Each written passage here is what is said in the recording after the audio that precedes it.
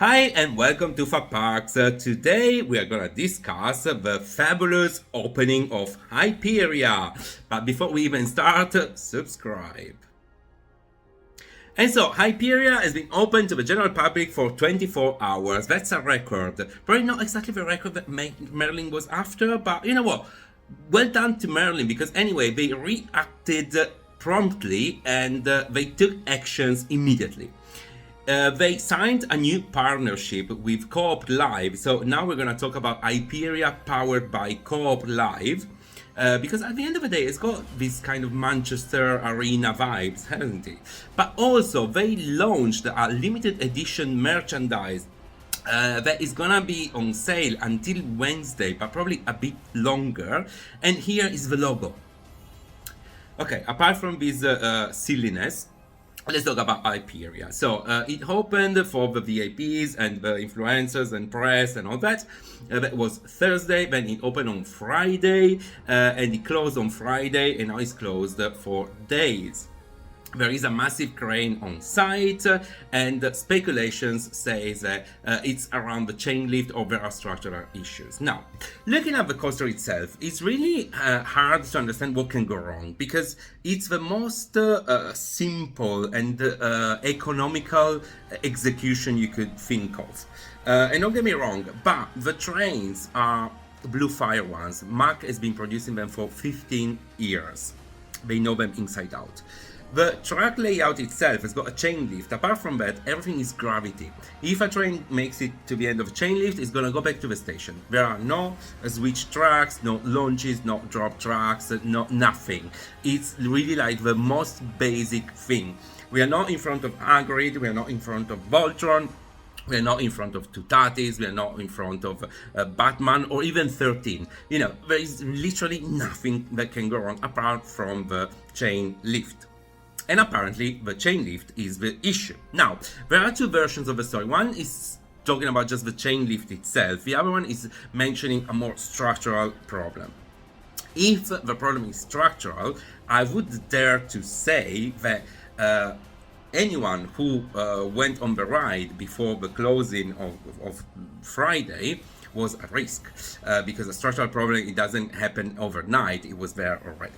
And that's the reason why I think that is not the case, because I think Merlin would never put guests, influencers, celebrities and all that at risk, especially after they nearly killed 4 people in 2015 with the Smiler. So I think they are now overcautious, and if it was just even a question mark in terms of safety, they would have just not opened the ride. But this brings me to another point, which is like, why on earth theme parks are not doing soft openings? Now, if you look at Universal and Disney, they always do soft opening for any new attraction. Tiana Water Ride has been on soft opening like forever. Universal is doing soft opening for every single thing. And if you're not ready, think about Donkey Kong in Japan. They just postpone it. That ride has been postponed for 6 months. It's a lot. If you look at Europe as well, the good, excellent theme parks we have, like Europa Park or Phantasialand, they always do soft openings. Fly has been in soft opening like forever. Europa Park has been doing kind of small events to soft open Voltron, and they're even soft opening Austria. It's a log flume and a powered baby coaster. They've been producing those rides for 50 years now, and they're soft openings. While other parks, which I would say they're already struggling with normal operations, probably they got skills not even to run a funfair. They think they are even better than Universal and Disney, and they can just open rides without doing the soft opening. And I'm not just talking about Merlin. We got lots of examples. Park Madrid Warner, the Warner in Madrid. They opened Batman Gotham City Escape, it was a disaster. Portaventura, they opened Uncharted without soft opening, and it was a disaster as well. Merlin, you got 2 versions. They either promise a date and then just few hours before the opening date they just cancel.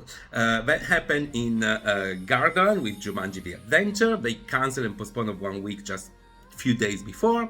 Same with Legoland, the Dwelling Coaster. They cancelled and postponed 1 week, few days before the opening date. Or they just open and fingers crossed something is gonna happen. You know what I mean? Examples: Jumanji in Chessington was not ready. There were literally like, people still screwing chains and putting fences up, and it was just a building site. Or Nemesis Reborn, even if it's a retracking, clearly was not ready. Opening date was kind of problematic, but then after that they've been running half a train out of 2 for weeks. And then Hyperia, well, you know what happened. This is to say what? Is that I think, apart from the how soft opening are important, but also is that it clearly demonstrates a lack of respect for paying guests and for your clients. Why? Well, because Thorpe Park offered now a free re-entry ticket for the future, whatever. But considering that most of the people have got the annual pass, that means nothing. And also, the problem is that people are booking travels, are traveling, are spending money, are booking accommodation, hotels, they're taking days off, and all that. And they're not compensating for that, of course. It's just silly. And this lack of respect, it's really bad. Thorpe Park as well, the guests relations, they didn't even open until 1 p.m. Knowing all that mess was happening, it's like, really, they couldn't bother less, let's be honest. Now, hopefully, they will learn that soft opening are there for a reason. But also, hopefully, Hyperia is now gonna be up and running soon. I'm gonna review it for you. I'm also gonna do probably an extra special episode of Merlin. This theming is shit, because I've seen a few interesting bits around there. But, you know, fingers crossed, it's gonna reopen soon. But in the meantime, subscribe.